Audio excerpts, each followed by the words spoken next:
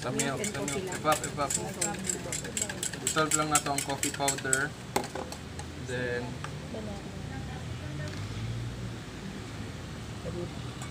naon lang itong vanilla kay tapos mix lang na to.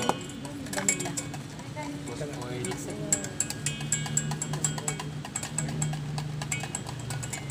So, sa flour, butang na itong baking powder.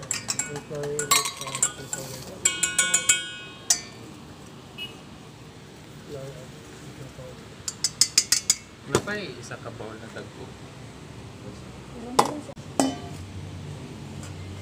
Eggs. Sugar. So, ang kaning isa for egg whites, ang isa for egg yolk ha. Per group ha, isa-isa lang mag-mix din.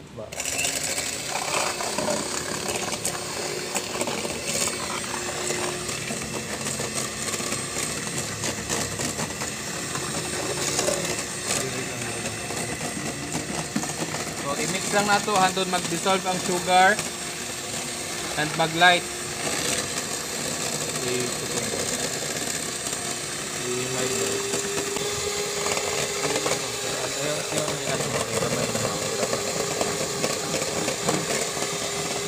Steady lang. So pag medyo light na itong egg yolk, atuan ang ibutang atong milk mixture.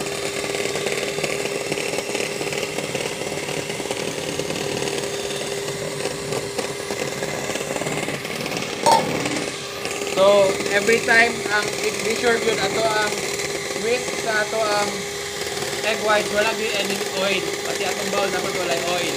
So using the wire whisk, ihalo lang nato ang flour with baking powder.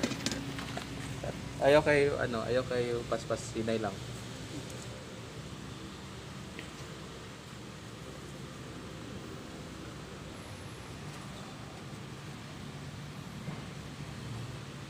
Tama na. Masuro.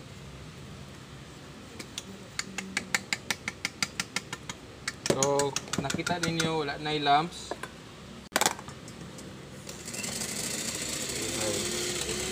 So, for the egg whites, pag magbula na to ang mixture, butang na itong cream of tartar.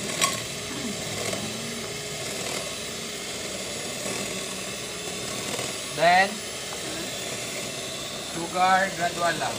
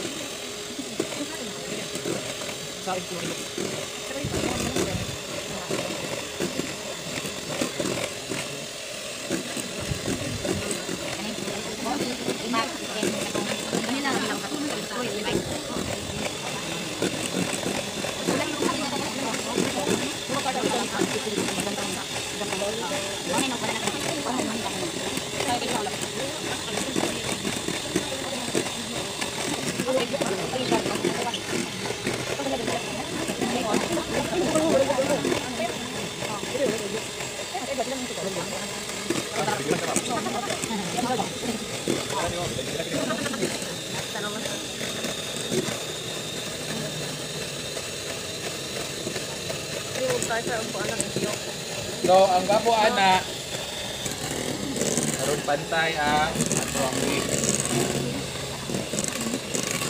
So, nakita na ninyo kahit na kaya nag-form na mobile na yung ano, diba? Mag-form na sa so, kana okay na. So, kung baliktaron na to, di na siya mulihok. So, get tayo half sa mixture. Atong i-fold.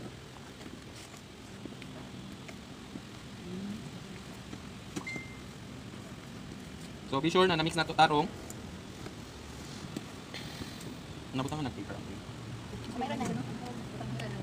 Then, Doon ka lahat. Balik sa white. Pwede din actually cut and fold lang hanggang mapantay lang natin ang mix. Sa difference sa ano, sir? Whipping o fold? Fold is ginapilo. Whipping, katong gina-create ni mo air. Kasi kaya kani mo ginagamit because dili nimo gusto mawala ang air na mo gina before. So kani pantay na. Okay na mixture na to. So kung iana nimo, i-flow nimo, di siya mulubog. Mo form siya, maka-drawing ka ba? Maka-drawing ka oh. Diba? Maka-drawing ka. Then, lagay lang natin sa tray. Salamat, ma'am.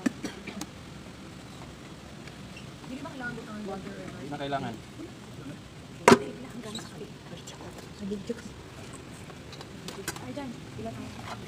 So spread lang natin. Then be sure before we start, naka-preheat yun atong oven. Ang setting sa atong oven is 100 degrees Celsius, 180 degrees Celsius. 350 Fahrenheit.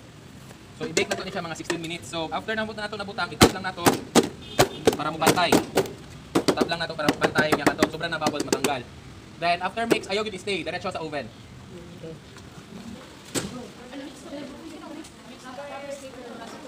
So